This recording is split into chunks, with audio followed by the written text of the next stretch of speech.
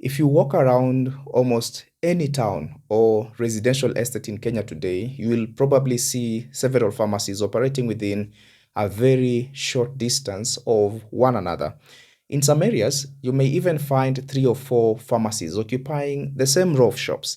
And this raises an important question. Is starting a retail pharmacy in Kenya still profitable, or has the market become too crowded? That is the most important question. Now, the short answer is yes, a retail pharmacy can still be profitable. That is the short answer. But profitability is no longer automatic as it used to be before. You cannot simply rent a shop, install shelves, fill them with medicines, and expect customers to come in. Now, the pharmacy business has become more competitive. Customers have more choices, operating expenses have increased, and regulatory compliance is receiving greater attention in that particular space. In fact, during the 2026 licensing cycle, the Pharmacy and Poisons Board introduced risk-based inspections of pharmaceutical premises, including retail pharmacies. Now, this means that anyone considering this business must think beyond simply opening the doors. You need a clear business model, an appropriate location, the right inventory, and enough working capital to survive the first few months. Now, in this video, I will explain what determines whether a retail pharmacy becomes profitable and help you assess whether this is the right investment for you.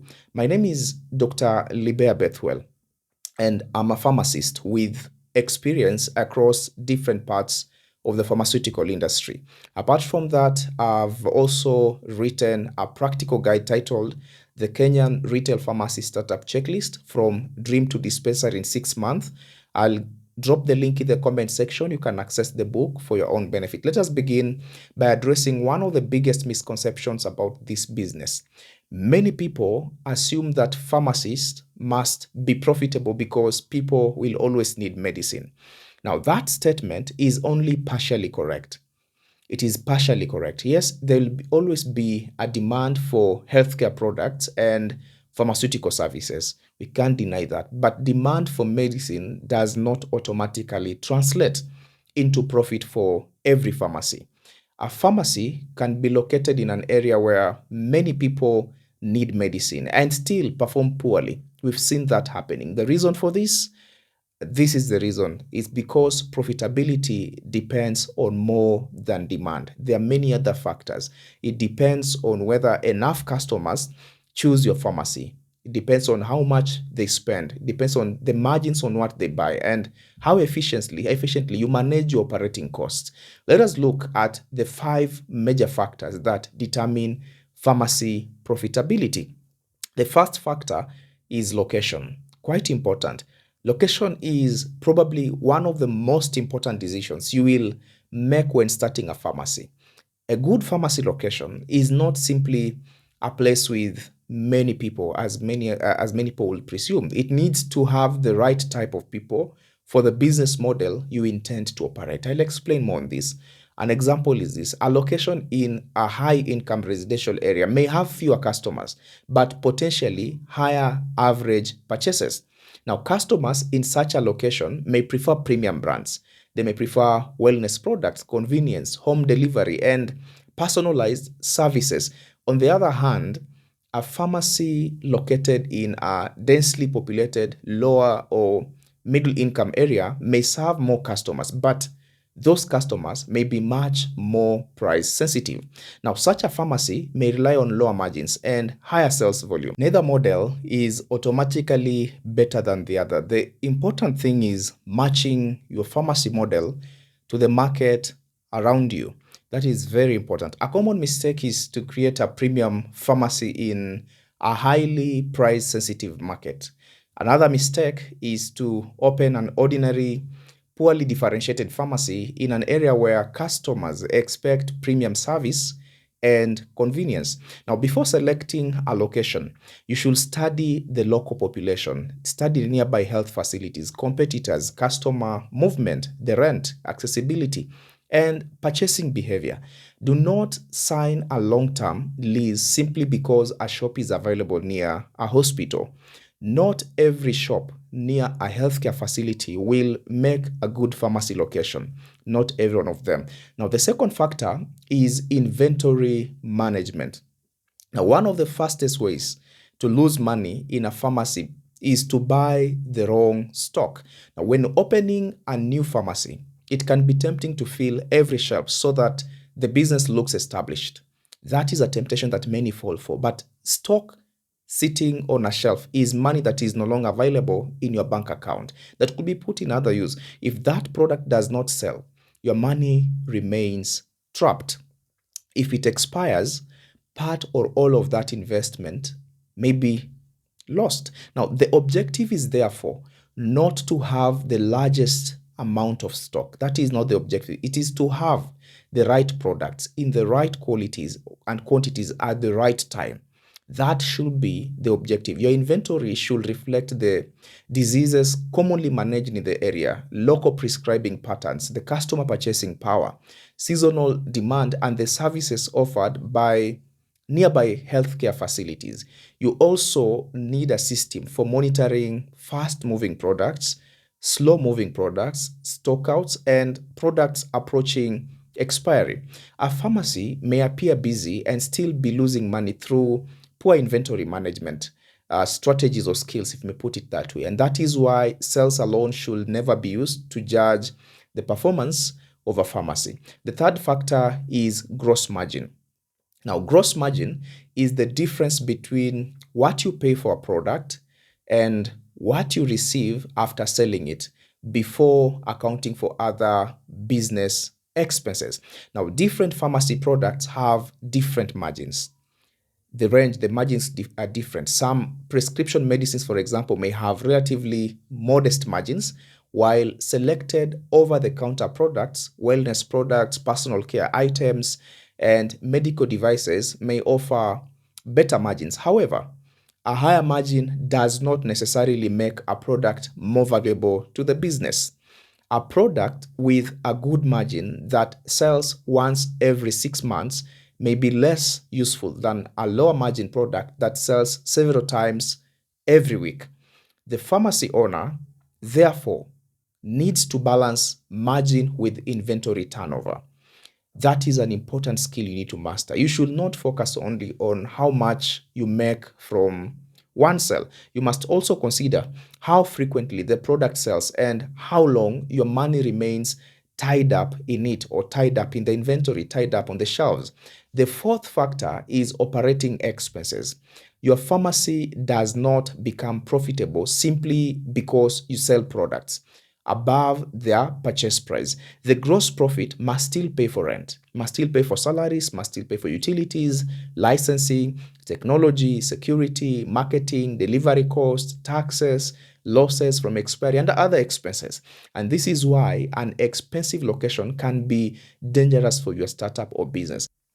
A beautiful pharmacy paying very high rent requires significantly more sales just to cover its monthly expenses. A modest pharmacy in a carefully selected location may achieve profitability sooner because its fixed costs are much lower. Before opening, calculate how much the business will spend every month, even if it makes no sales at all. Then estimate the sales required to cover those expenses. And this is known as the break-even point.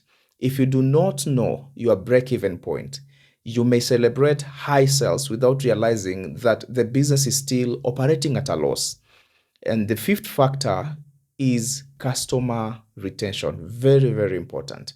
Now, a pharmacy cannot depend entirely on finding new customers every day. Acquiring a new customer usually takes more effort than retaining someone who already trusts your business.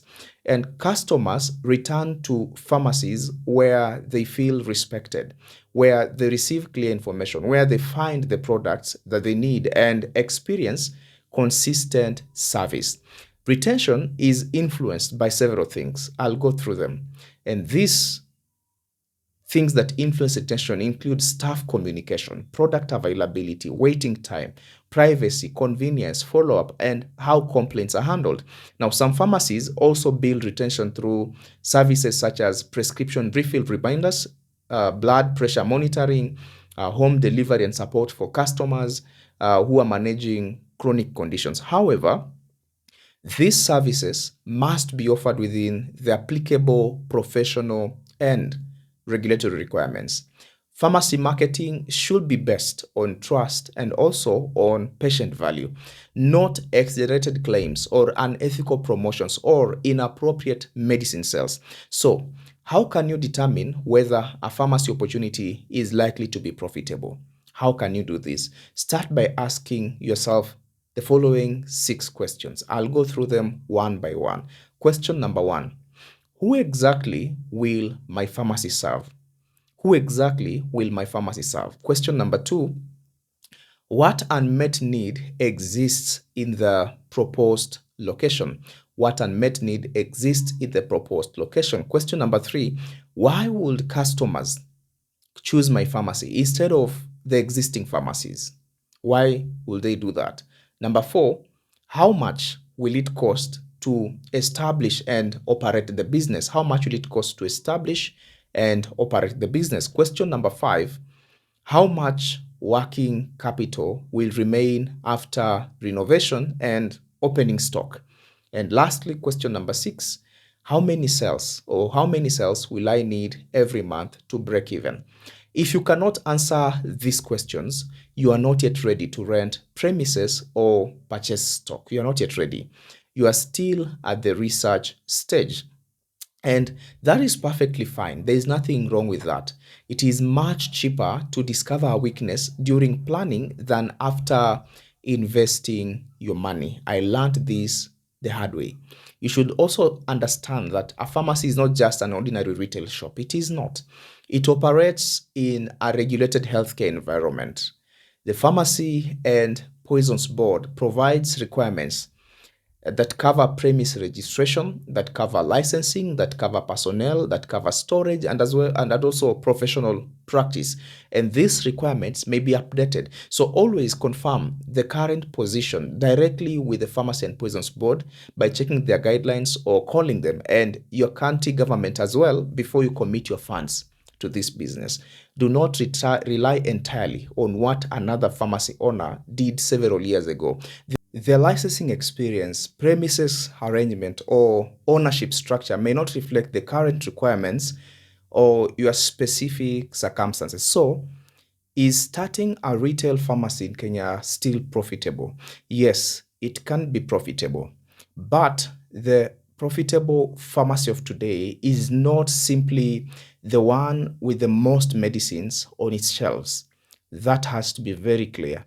It is the pharmacy that understands its customers, that controls its expenses, that manages inventory carefully, that complies with the law and gives customers a compelling reason to return. A pharmacy should also create genuine healthcare value. Profitability and patient welfare should not be treated as opposing goals.